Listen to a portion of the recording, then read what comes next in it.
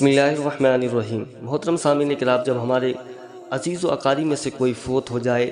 اور مرنے کے بعد میں اسے کفن میں دفنا دیا جائے، مٹی دینے کے بعد میں ہمیں کون سے ایسے دعا پڑھنی چاہیے جس دعا سے منکر نکیر کے سوالات میں آسانی ہو جائے اور وہ صحیح طریقے سے منکر نکیر کے سوالات کے جواب اچھی طریقے سے دے سکے اور قبر میں عذاب جو ہونے والا ہے وہ رک جائے، یعنی کہ قبر کے عذاب سے محفوظ رہے، اس کی قبر جنت کے باغوں میں سے ایک باغ بنا دی جائے۔ تو ہر کسی کو معلوم ہونا چاہیے کہ ویڈیو بہت اچھی ہونے والی ہے، پلیز اسکیپ نہ کریں، صحیح انداز میں سنیں، انشاءاللہ فائدہ حاصل ہوگا۔ جب ہمارا کوئی عزیز و اقارب انتقال کر جائے تو یہ عمل کر سکتے ہیں۔ قرآن و حدیث کی روشنی میں آپ کو میں بتاؤں گا۔ حضرت سیدنا ابو امامہ رضی اللہ تعالیٰ روایت کرتے ہیں کہ نبی کریم صلی اللہ علیہ وسلم نے ارشاد فرمایا، جب تم میں سے کوئی مر جائے اور تم اس پر مٹی ڈال چکو تو تم میں سے کوئی ایک قبر کے سرہانے کھڑے ہو جائے اور یوں کہے، فلاں بن فلانا مردہ سن لے گا مگر جواب نہیں دے گا۔ پھر کہے دوسری مرتبہ، فلاں بن فلانا، تو مردہ اٹھ کر کے بیٹھ جائے گا۔ پھر تیسری مرتبہ پکارے تو مردہ بول اٹھے گا لیکن آواز سنائی نہیں دے گی۔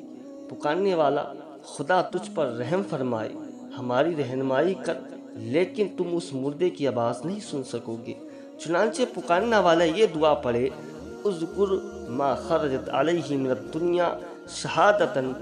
لا الہ الا اللہ وان محمدا عبدہ ورسولہ وانک رضیت باللہ ربا وبالاسلام دنیا وبمحمد نبی وبالقرآن اماما، یعنی اسی گواہی کو یاد کرو، یعنی کہ مردے سے کہے کہ اسی گواہی کو یاد کرو جس پر دنیا سے نکلے ہو اللہ کے سوا کوئی معبود نہیں ہے اور حضرت محمد مصطفیٰ صلی اللہ علیہ وسلم اس کے بندے اور رسول ہیں، اور یہ کہ تم اللہ کے رب ہونے اور اسلام کے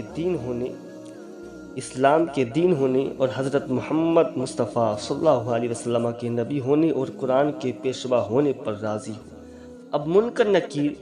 ایک دوسرے کا ہاتھ پکڑ کر کہتے ہیں، چلو ایسے شخص کے پاس بیٹھنے سے ہم کو کیا غرض جسے اس کی حجت بتا دی گئی ہے۔ پس اللہ عز و جل انہیں اس دور فرما دیتا ہے، یعنی کہ جو منکر نکیر سوالات کے لیے آتے ہیں، جب یہ اتنا سنتے ہیں، جب مردہ پکارتا ہے تو وہ سوال جواب نہیں کرتے ہیں، واپس لوٹ جاتے ہیں۔ ایک شخص نے عرض کی نبی کریم صلی اللہ علیہ وسلم سے، اگر کسی کی ماں کا نام معلوم نہ ہو تو ارشاد فرمایا نبی علیہ السلام نے اسے حضرت حوا رضی اللہ تعالیٰ عنہ کی طرف منسوب کر کے یوں کہے کہ فلا بن حوا۔ حضرت سیدنا خیزیمہ رضی اللہ تعالیٰ فرماتے ہیں کہ بزرگان دین مردے کو قبر میں اتارنے کے وقت یوں کہنا پسند فرماتے تھے کہ خدا کے نام سے اور خدا کی راہ میں اور رسول خدا کے دین پر، اے اللہ عز و جل اسے عذاب قبر اور عذاب دوزخ اور شیطان مردود کے شر سے محفوظ رکھ۔ حضرت سیدنا عبداللہ بن مسعود رضی اللہ تعالیٰ عنہ فرماتے ہیں کہ جب قبر پر مٹی برابر کر دی جاتی ہے تو نبی کریم صلی اللہ علیہ وسلم قبر کے پاس کھڑے ہو کر کے دعا فرماتے، یا الہی ہمارا ساتھی تیرے حضور آ رہا ہے، یہ دنیا کو اپنے پیچھے چھوڑ آیا ہے، اے اللہ سوالات کے وقت اس کی قوت گویائی سلامت رکھ اور اسے قبر میں ایسی آزمائش میں نہ ڈال جس کی اسے طاقت نہ ہو۔ حضرت سیدنا ابو امیمہ رضی اللہ تعالیٰ نے وصیت فرمائی کہ جب میں مر جاؤں تو تم مجھے دفن کر کے ایک شخص میرے سرہانے کھڑے ہو جائے اور یوں کہے، اس گواہی کو یاد کرو جس پر تم دنیا میں قائم تھے، اللہ کے سوا کوئی معبود نہیں اور محمد مصطفیٰ صلی اللہ علیہ وسلم اللہ کے رسول ہیں۔ حضرت سیدنا راشد بن سعد، حضرت سیدنا زمرہ بن حبیب، حضرت سیدنا حکیم بن عمیر رضی اللہ تعالی عنہ فرماتے ہیں کہ جب قبر پر مٹی ڈال دی جائے اور لوگ چلے جائیں تو مستحب یہ ہے کہ قبر کے پاس کھڑے ہو کر یوں کہنا کہ فلا کہو اللہ کے سوا کوئی معبود نہیں، یہ 3 مرتبہ کہے جائے تو یوں مخاطب ہو کہ فلا، اے فلا کہو میرا رب اللہ ہے، میرا دین اسلام ہے، میرا نبی محمد مصطفیٰ صلی اللہ علیہ وسلم ہے، اس کے بعد وہاں سے واپس ہو جائے۔ حضرت سیدنا امام ابو بکر آجری علی رحمۃ اللہ الوالی فرماتے ہیں کہ دفن میت کے بعد کچھ دیر ٹھہرنا اور اس کے چہرے کی طرف رخ کر کے اس کے لیے ثابت قدمی کی دعا کرنا مستحب ہے۔ پس یوں دعا کرے کہ اے اللہ عز و جل، یہ تیرا بندہ ہے اور تو اسے ہم سے زیادہ جانتا ہے، ہم نے تو اسے نیکی ہی پایا ہے، تو نے اسے سوال جواب کے لیے بٹھا دیا ہے، اے اللہ عز و جل اسے آخرت میں حق بات پر ثابت قدم فرما جیسا تو نے دنیا میں ثابت قدم فرمایا، اے اللہ عز و جل اس پر رحم فرما اور اسے اپنے نبی کریم صلی اللہ علیہ وسلم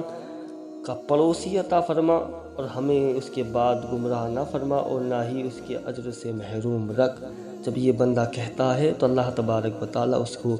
جہنم میں نہیں بھیجتا بلکہ اس کو جنت میں بھیج دیتا ہے، اس کی مغفرت فرما دیتا ہے، کیونکہ وحدہ لا شریک اللہ تبارک و تعالیٰ کا کلمہ یعنی کہ اس کی گواہی یاد آ جاتی ہے۔ جب منکر نکیر سوالات کرتے ہیں تو وہ سوالات کا صحیح انداز میں جواب دے دیتا ہے، تو منکر نکیر کے سوالات میں آسانی ہو جاتی ہے اور جو عذاب قبر ہونے والا تھا اس سے محفوظ رہتا ہے۔ یعنی کہ دنیا کے اندر جو رہتا تھا، یعنی کہ نماز پڑھتا تھا، اذان و اقامت سنتا تھا، گواہی دیتا تھا کہ اللہ رب العزت کے سوا کوئی معبود نہیں اور محمد مصطفیٰ صلی اللہ تعالیٰ علیہ وسلم اس کے بندے اور رسول ہیں، لیکن اسی پر فوت ہوتا ہے تو قبر کے اندر اسے یاد آ جاتا ہے جب منکر نکیر جب سوالات کرتے ہیں تو وہ صحیح انداز میں صحیح طریقے سے یعنی کہ اس کا جواب دے دیتا ہے اور وہ شخص یعنی کہ جنت الفردوس میں اعلیٰ سے اعلیٰ مقام حاصل کرتا ہے۔ اور کتب حدیث کے اندر یہ بات ملتی ہے کہ جب تم اپنے مردے کو دفناؤ تو دفنانے کے بعد میں سرہانے کھڑے ہو کر کے یعنی کہ یہ کہو کہ اللہ رب العزت کے سوا یعنی کہ اللہ رب العزت کے سوا کوئی معبود نہیں اور حضرت محمد مصطفیٰ صلی اللہ تعالیٰ علیہ وسلم اللہ کے بندے اور رسول ہیں، ہمارا دین جو ہے وہ اسلام ہے اور ہمارا رب جو ہے وہ اللہ تبارک و تعالیٰ ہے۔ دوزخ کے بارے میں بتائیں اور سب چیز کے بارے میں بتائیں جو دنیا کے اندر وہ کرتا تھا، جس بات کی گواہی دیتا تھا۔ اللہ کی ذات پر یقین کامل ہے کہ اللہ تبارک و تعالیٰ اس کی بے حساب مغفرت فرما دے گا، اس کو جنت الفردوس میں اپنے پیارے حبیب سرکار صلی اللہ تعالیٰ علیہ وسلم کا پڑوسی نصیب فرمائے گا۔ اللہ رب العزت ان کے صدقے طفیل میں ہمیں بھی بے حساب بخش دے اور ان کے ساتھ میں ہمیں بھی جنت الفردوس میں نبی کریم صلی اللہ علیہ وسلم کا یعنی کہ پڑوس نصیب عطا فرمائے۔ آمین بجاہ النبی۔ السلام علیکم ورحمۃ اللہ وبرکاتہ۔